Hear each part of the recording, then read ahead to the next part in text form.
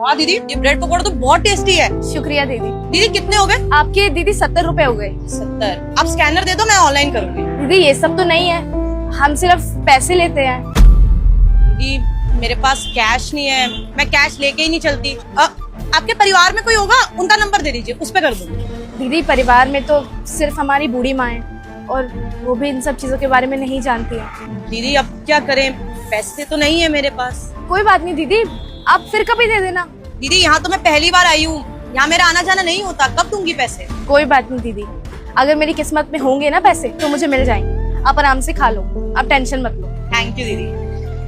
दीदी वैसे एक बात बोलूं, आप ना बहुत अच्छी हो। आज के जमाने में कोई अपना 1 रुपया नहीं छोड़ता, और आपने अपने 70 रुपए छोड़ दिए। क्या दीदी, 70 रुपए तो बहुत छोटी चीज है भूख के आगे। आप खाओ आराम से। ऐसी वीडियो देखने के लिए मेरे चैनल लाइक करें, शेयर करें एंड सब्सक्राइब करें।